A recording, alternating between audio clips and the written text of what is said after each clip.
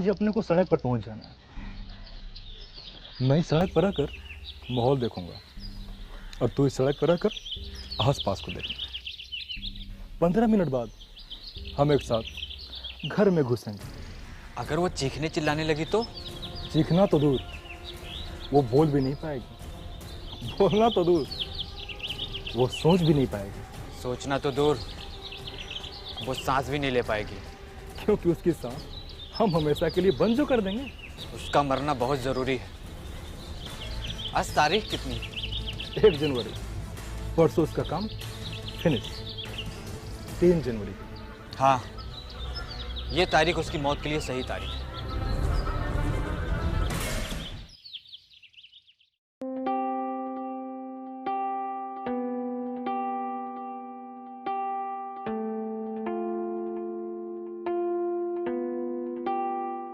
हाँ, तो क्या सोचा?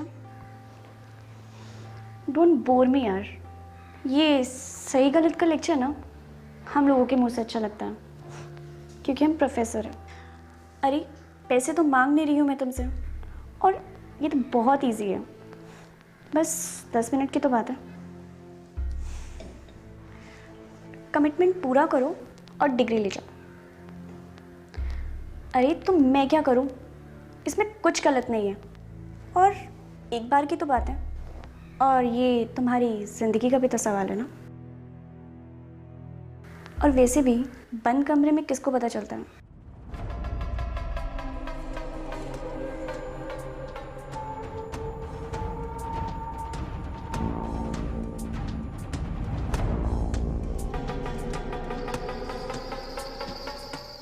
ओके, तो कब आओगे? Okay, good bye.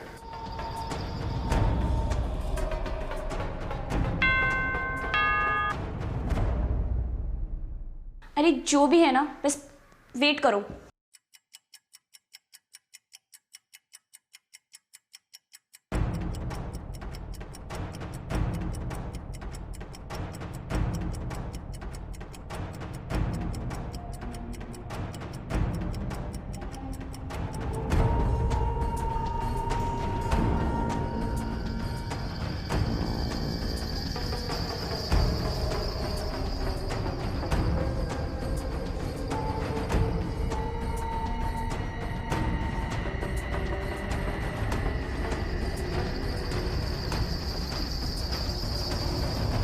कौन हो तुम लोग? अरे ऐसे कैसे कर सकते?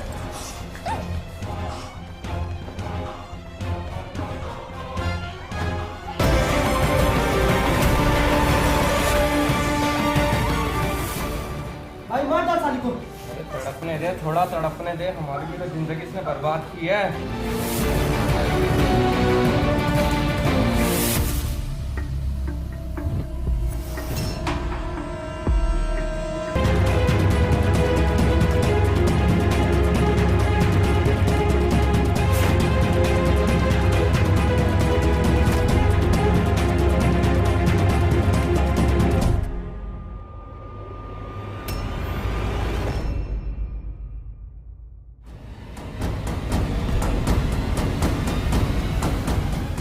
सिमरन, सिमरन, ये क्या हो गया? हे भगवान, क्यों क्यों क्यों किसी ने मारा मेरी सिमरन को?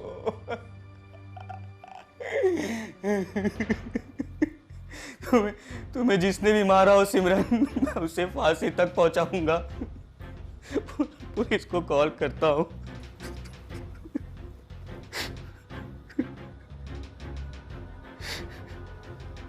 हेलो पुलिस, किसी ने मेरी बीवी का रेप करके उसे मार दिया है। हाँ, एड्रेस लिखिए।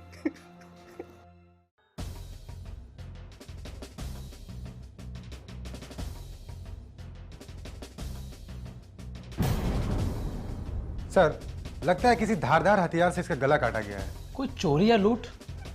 नहीं सर, लगता तो नहीं है। मतलब जान से मारना ही हत्यारे का मकसद था? नहीं सर, लगता है इसका रेप भी हुआ है। वो तो दिख रहा है। एक बार पूरे घर को स्कैन करो और बॉडी को पोस्टमार्टम के लिए भेजो। Okay sir.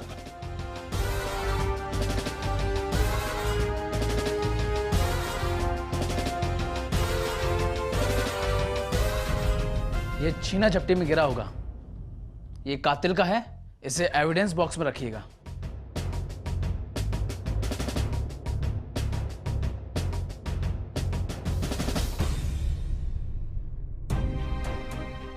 आप कहाँ थे? मेरी कॉस्मेटिक की दुकान है, मैं दुकान पर था। अक्सर 4-5 बजे घर आ जाता हूँ।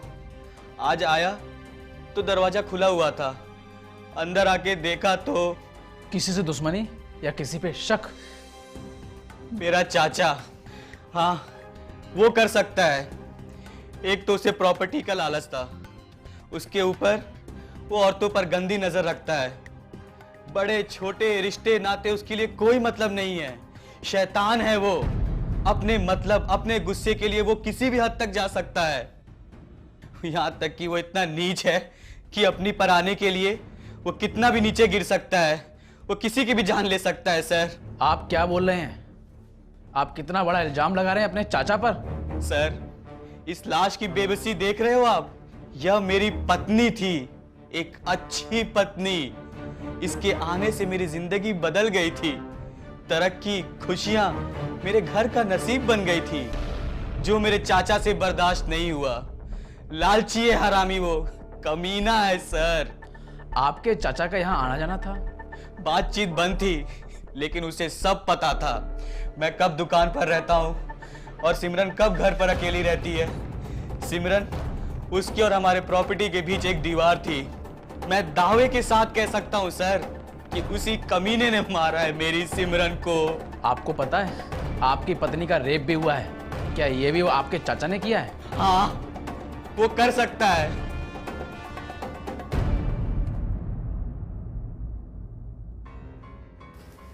दो लोगों ने मिलकर रेप किया है।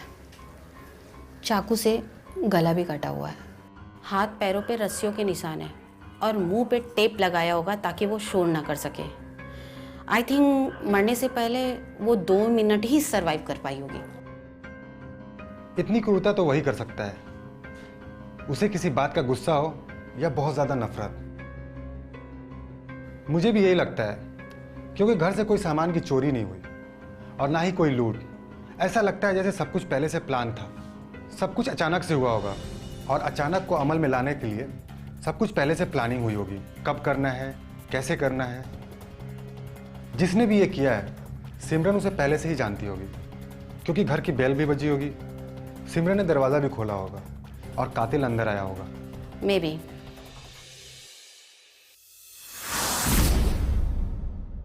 इतना गिरा हुआ इंसान नहीं हूं मैं। ठीक है, दुश्मनी है, उन दोनों को पसंद नहीं करता मैं, लेकिन रिश्ते में वो मेरी बहू थी। मैं उसके साथ रेप करूंगा, मर्डर करूंगा उसका, और सिर्फ इतनी सी बात के लिए कि उसकी वजह से गांव की जमीन का निपटारा नहीं हो रहा है। आपके भतीजे निखिल ने साफ साफ आप पर उंगली उठाई है। देखिए सर, समाज में हमारी भी मान मर्यादा है और कोई भी हमारी मान मर्यादा को कुचलने की कोशिश करेगा तो उसके खिलाफ एक्शन लेंगे हम। वो लोग आवारा हैं। घर में जवान लड़कों का आना जाना लगा रहता था, फिर भी निखिल सिमरन को कुछ भी नहीं बोलता था। उसकी आंखों में कोई शर्म व हया नहीं थी। मैं तो कहता हूं ये सब निखिल ने ही किया होगा। बहुत ही नीच किस्म का इंसान है मेरा भतीजा। क्यों करेगा वो अपनी ही पत्नी का खून? ऊपर से रेप। 2 लोगों ने रेप किया है, हत्यारे 2 होंगे ऐसा हमारा अंदाजा कहता है। हाँ, तो अपने साथ में किसी दूसरे को लेकर आया होगा। ऐसे इंसान को तो भगवान नरक में भी जगह ना दे। कल दोपहर में आप कहाँ थे? कल दोपहर में मैं अपने घर पर था। आप चाहें तो हमारी पत्नी से पूछ सकते हैं। क्या मैं अब जा सकता हूं? सवाल खत्म हो गए हैं या कुछ बाकी हैं? सवाल तो अभी शुरू हुए हैं, क्योंकि यहाँ पे किसी ने किसी को ख़त्म किया है, और जब किसी इंसान की ज़िंदगी ख़त्म होती है तो एक नई कहानी शुरू होती है, और ये कहानी तब तक ख़त्म नहीं होती है जब तक हम असली कातिल को पकड़ ना लें। जरूर पकड़िए हत्यारे को और उसे फांसी पर भी लटकाइए, लेकिन इस बात का ध्यान रखिए कि ये जांच आप खुद करें। ऐसा ना हो कि मेरा भतीजा आपको गुमराह कर दे। पुलिस वाले हैं हम, हमें गुमराह करने वालों की राह जेल तक होती है। हमको ना चाचा गुमराह कर सकता है ना भतीजा। अच्छा तो अब मैं जा सकता हूँ? ठीक है, जाइए। जब हम बुलाएं उस टाइम पर आप आ जाना। जी, थैंक यू।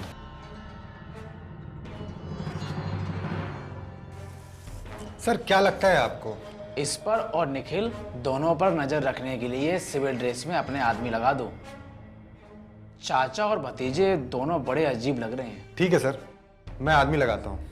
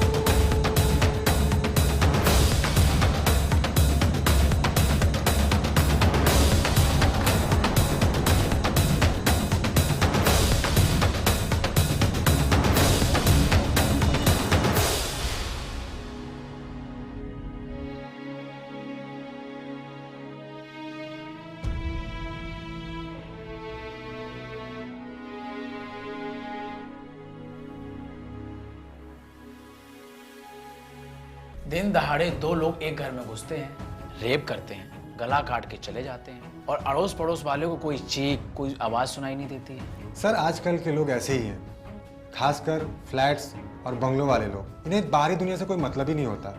ये अकेला रहना पसंद करते हैं। इनकी खुद की बनाई हुई दुनिया है और उसमें किसी का जाना मना है। ये तन्हाई पसंद टाइप के लोग हैं। और इनकी तन्हाई का फायदा क्रिमिनल उठाते हैं, घर में घुसते हैं, जो मन करता है वो करते हैं। पड़ोसी को कोई खबर तक नहीं होती है, क्योंकि मतलब ही नहीं रखते हैं वो लोग। आजकल लोग एक दूसरे से ईर्ष्या में जीते हैं, इतनी नफरत कि ये एक एक करके जुर्म के शिकार होते जाते हैं। इन्हें पता है कि कल इनका भी नंबर आ सकता है, लेकिन इनकी मानसिकता ये है कि हमें क्या, हमको क्या लेना देना है। फिर लेने के देने पड़ जाते हैं।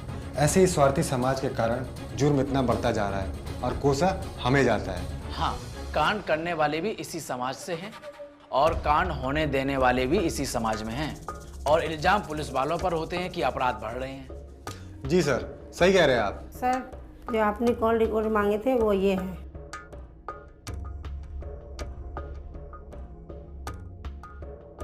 त्रिपाठी, लास्ट कॉल वाले नंबर पर रिंग करो। जी सर।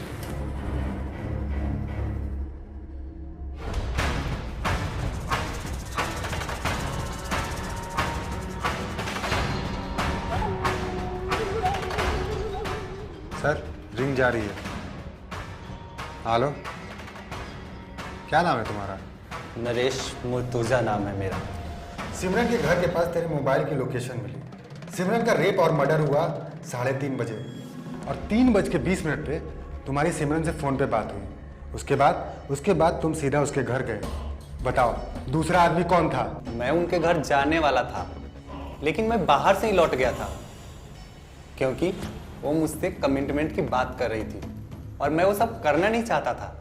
कौन सी कमिटमेंट? और तुम क्या नहीं करना चाहते थे? मेरी पोस्ट ग्रेजुएट की डिग्री थी उनके पास, I mean, कुछ नंबर बढ़ाकर वो मुझे पास करने वाली थी, लेकिन इसके लिए उन्होंने मुझसे एक कमिटमेंट लिया था। कमिटमेंट? कौन सी कमिटमेंट? देखो, मेरे सब्र का इम्तिहान मत लो।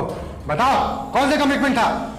मैडम यूनिवर्सिटी के स्टूडेंट्स के साथ गंदी चैट करती थी। सबके साथ नहीं, लेकिन जो उन्हें पसंद आता था उसके साथ।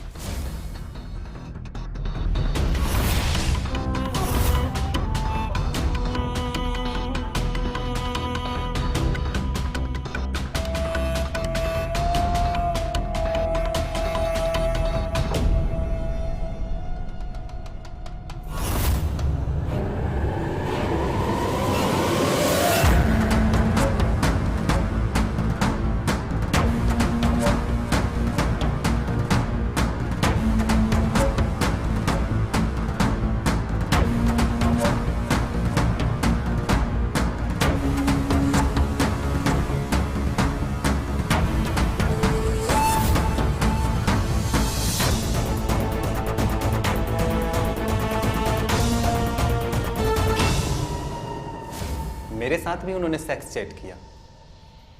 शुरू में तो मुझे अजीब फील हुआ, फिर पता नहीं क्यों मैं भी शुरू हो गया। वो हमेशा रात को चैट करती और एक रात उन्होंने मुझसे मेरी न्यूड पिक मांगी और मैंने उन्हें भेज दिया। ये सब मैं इसलिए कर रहा था क्योंकि वो मुझे मेरे वीक सब्जेक्ट इको में पास कर देंगी। पिक भेजने के बाद क्या हुआ? तुम्हारी कमिटमेंट क्या थी? वो जिद करने लगी कि अगर पास होना है तो पिक वाली हरकत उनके सामने करनी होगी। वो मुझे रियल में न्यूड देखना चाहती थी। जब मैंने इनकार किया तो वो मुझे फेल करने की धमकी देने लगी। इसलिए मजबूर होकर मैंने उन्हें संडे का कमिटमेंट कर दिया। संडे को तू उसके घर गया और उसकी गंदी हरकतों से तंग आकर तूने उसका रेप किया और उसको मार दिया। बता, तेरा दूसरा साथी कौन था? कोई साथी नहीं था मेरा, और ना ही मैं उनके घर गया था। मुझे अजीब सी फीलिंग आ रही थी, हिम्मत ही नहीं हो रही थी मेरी, इसलिए मैं बाहर से ही लौट गया था। आधा सच नहीं, पूरा सच बोल। तू गया था, अपना काम करके वापस लौट आया। अंदर तो क्या, मैं दरवाजे तक भी नहीं गया था, क्योंकि मुझे डर था कि अगर ये सब करते हुए उनके पति ने देख लिया तो मैडम मुझे ही फंसा देगी। इसलिए मैं बाहर से ही लौट गया था। याद रख, आज नहीं तो कल सच सामने आएगा। तेरी बताई हुई एक भी लाइन गलत हुई तो तू लंबा जाएगा। तेरा मोबाइल हमारे पास रहेगा जब तक ये केस सॉल्व नहीं हो जाता, समझा? ठीक सर, ठीक सर। त्रिपाठी, कोई अच्छी खबर सुनाना। इस केस ने दिमाग ब्लॉक कर रखा है यार। सर, एक ऐसी इंफॉर्मेशन लाया हूं कि आपकी सारी ब्लॉकेज क्लियर हो जाएगी। सुनाओ। सर, 2 लड़के हैं, अमित और आशीष। 3 जनवरी को शांति नगर कॉलोनी में दोनों लड़के देखे गए थे और मर्डर के दिन से ही दोनों गायब हैं। गायब इन द सेंस शायद घर में दुबक्के हैं। नरेश मुर्तजा के अलावा 2 लोग और सस्पेक्ट? जी सर, इसमें एक बात अजीब है। 2 लड़के हैं, एक तो स्टूडेंट है और दूसरा अजनबी। प्रोफेसर अगर से एक को जानती होंगी तो दूसरा उनके लिए अजनबी हुआ। यानी पूरी प्लानिंग की गई है।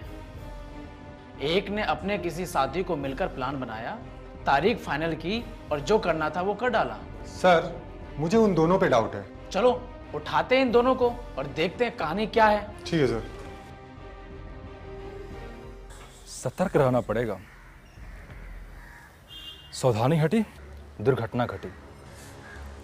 अमित, अब हमें डरने की जरूरत नहीं है, अब जश्न का टाइम है। न जश्न करना है और ना रिलैक्स होना है। हमें एक एक कदम फूक फूक के चलना है, वरना हम भारी मुसीबत में पड़ सकते हैं। आशीष बहुत डरता है भाई। जो डरता है वही बचता है। ज़्यादा हीरो बनने के चक्कर में 1-2 दिन में लपेटे में आ जाते हैं। इतना टेंशन मत ले यार, वो 3 जनवरी वाली कहानी किसी को नहीं पता चलेगी। तू समझ नहीं रहा है आशीष, अपने मोहल्ले में बहुत चुगलखोर हो रहे हैं और दीवारों के भी कान होते हैं। इधर दीवार कहाँ है भाई, लेकिन पुलिस है।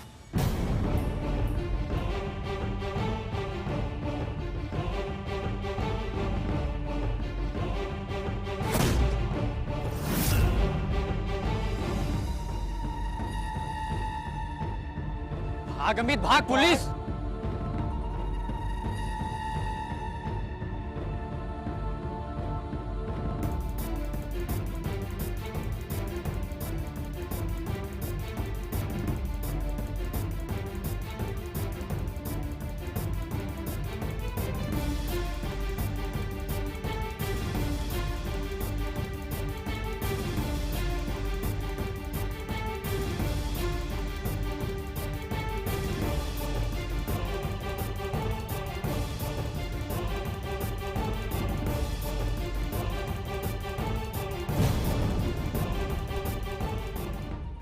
मिल्खा सिंह की दौड़ खत्म हो गई हो तो चले।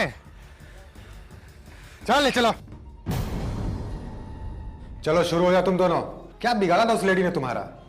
तुम दोनों ने उसका रेप किया और फिर गला काट दिया। सर हमने किसी को नहीं मारा सर, उस दिन हम तो उसके घर में गए भी नहीं थे। सच, सिर्फ सच। तुम दोनों को 3 जनवरी को उस लोकेशन पर ट्रैक किया गया है। तुम लोगों की हरकतें भी संदिग्ध नोट की गई हैं। और ये आशीष उसी द्वारका यूनिवर्सिटी का स्टूडेंट है ना? चलो शुरू हो जा तुम दोनों। सर हम मारने वाले थे, हमारा प्लान भी था मारने का, लेकिन हमने मारा नहीं। चलो एक काम करो, पहले वजह बताओ, मारने वाले पॉइंट पे हम बाद में आते हैं। सर जब हमने मारा ही नहीं तो आपको प्लान कहां से पता है? सच, सिर्फ सच। अभी तो थप्पड़ पड़ रहे हैं, यहाँ पे लात घुसे और फट्टे भी पड़ते हैं। तुम सब सच बताओगे या हम बताएं तुम्हें? हम मारने वाले क्यों थे वो बताते हैं। चलो शुरू हो जाओ। वो मैडम ठीक नहीं थी सर। वो आज स्टूडेंट्स को अलग और गर्ल्स को अलग ट्रीट करती थी। ट्रीट मतलब? वो कुछ और ही थी, एक बेशर्म औरत। सब लोगों को गंदा करती थी वो। क्या हुआ, नर्वस हो? कल तो बहुत घूर घूर के देख रहे थे आगे पीछे, और जब आज मौका मिल रहा है तो नर्वस हो रहे हो। देखो, लड़कियों की तरह शर्माओ मत, मुझे ये सब बिल्कुल पसंद नहीं है। अब मैडम है हमारे। मैडम तो मैं कॉलेज में हूँ, यहाँ तो बस तुम्हारे लिए एक हॉट एंड सेक्सी औरत। मौका है, मौसम है, और मैडम भी।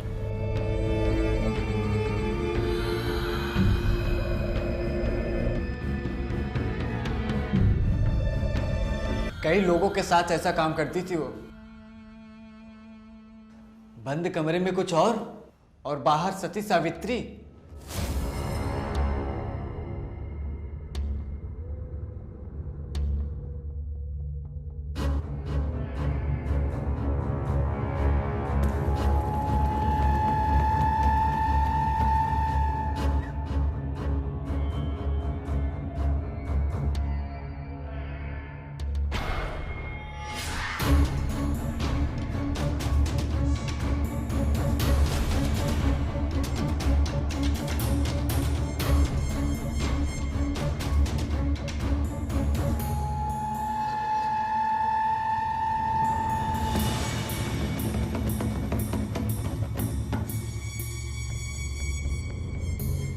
ये क्या बदतमीजी है? पीछे क्या कर रहे हो मेरा? आपके बारे में कुछ कुछ अफवाह उड़ रही है। कैसी अफवाह? यही कि आप क्या आप? खूबसूरत है। दोबारा ऐसी गंदी नजर और नियत लेकर मेरे सामने आए ना, मुंह तोड़ दूंगी तुम्हारा। घर में माँ बहन नहीं है तुम्हारे? यार सोचा कुछ और निकला कुछ और। सर वो बाहर अच्छी बनती थी और वो अंदर इतनी गंदी थी कि किसी दूसरे को भी खराब कर दे। ये उसका पर्सनल मैटर था। तुम लोग कौन होते हो?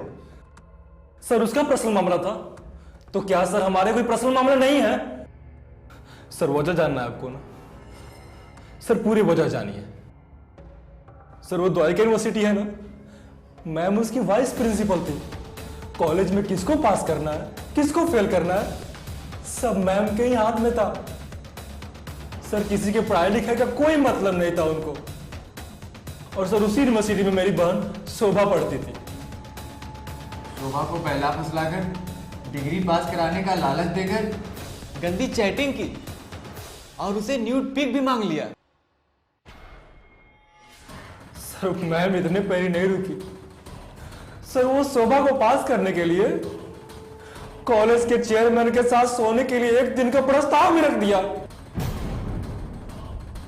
शोभा ने साफ इनकार कर दिया। मैडम ने डिग्री और पैसे का लालच भी दिया, फिर भी शोभा ने इनकार कर दिया।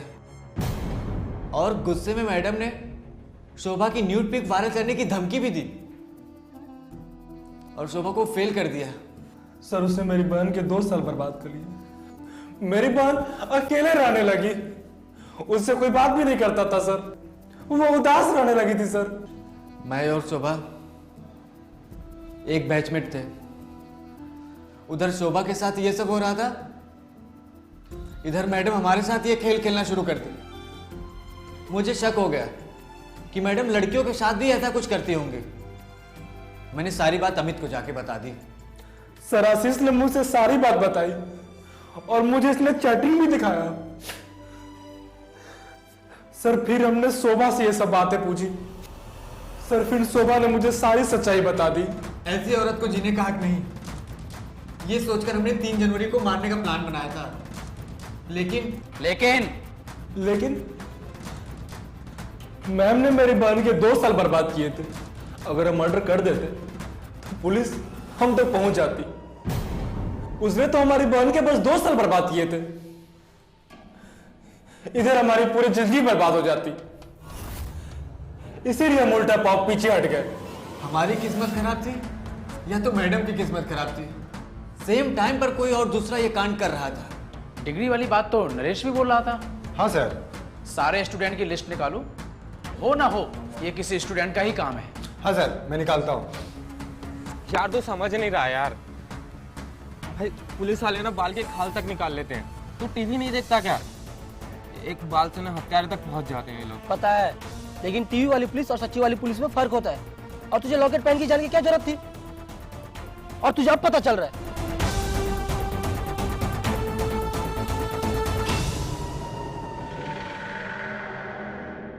यार भाई वो कोई आम लॉकेट नहीं था, वो बनवाया हुआ लॉकेट है।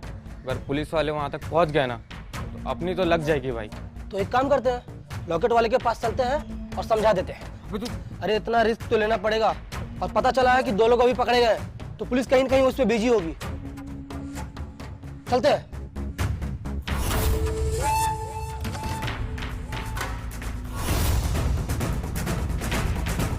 लॉकेट हमारे पास है, वही जो वारदात की जगह तुम लोग छोड़ कर आए थे। अब चलो, हथकड़ी पहनने का वक्त आ गया तुम लोगों का। चलो। गंदे थे वो। ऐसे लोगों को ना समाज में जीने का हक नहीं है। डिग्री के बदले उसे सेक्स चाहिए था। सर, लोगों का कोई अपना सम्मान नहीं होता क्या? बताओ सर, वो लड़कों का रेप करती थी।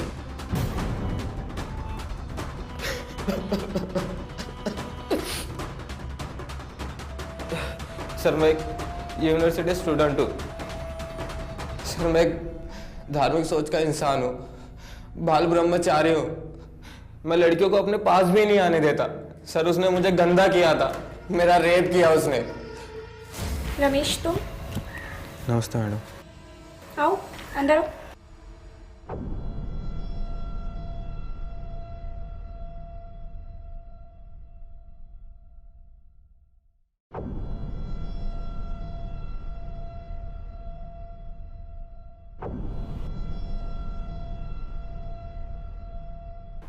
क्या लोगे, ठंडा या गर्म? कुछ नहीं, डिग्री लेंगे। डिग्री घर पर थोड़ी मिलती है रमेश, वो तो कॉलेज में मिलेगी ना। आप ही ने तो कहा था कि घर पे आके ले लो।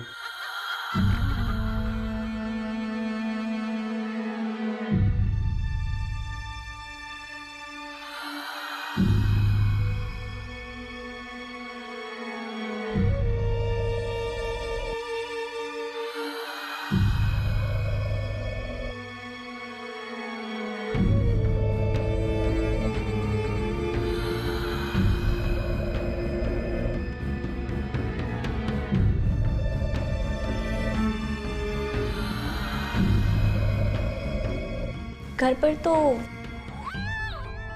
पास या फेल का फैसला होगा ना रमेश।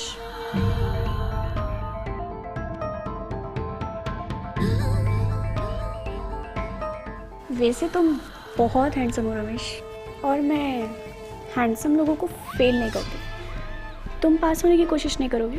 मैम बट एग्ज़ाम तो हो गया ना। असली एग्जाम तो अभी बाकी है।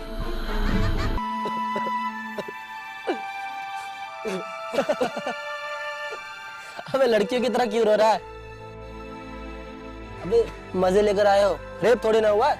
क्यों बे? लड़कों को इज्जत सम्मान नहीं होता है क्या? उनकी आत्मा को ठेस नहीं पहुंचती है क्या? उनकी कोई खुददारी होती है कि नहीं होती है? यार भाई हमें ना ये सब नहीं पसंद है यार। हम हनुमान जी के भक्त हैं। उसने हमें गंदा किया है और ऊपर से डिग्री भी नहीं दी, और वो डिग्री तब तक नहीं देगी जब तक हमें पूरा यूज़ नहीं कर लेती है। तुझे पता है मेरे साथ क्या हुआ है और क्या होने वाला है?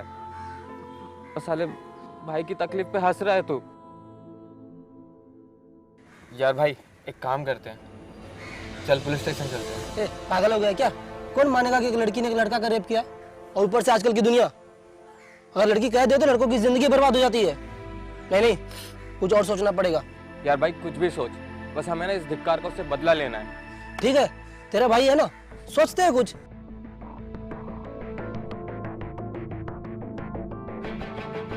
सर आप ही बताओ, कौन यकीन करेगा कि एक औरत लड़कों का रेप करती थी? सर लोगों को तो इन बात का मजा आता है। छुरी खरबूजे पे गिरा या खरबूजा छुरी पे, छुरी का क्या जाता है?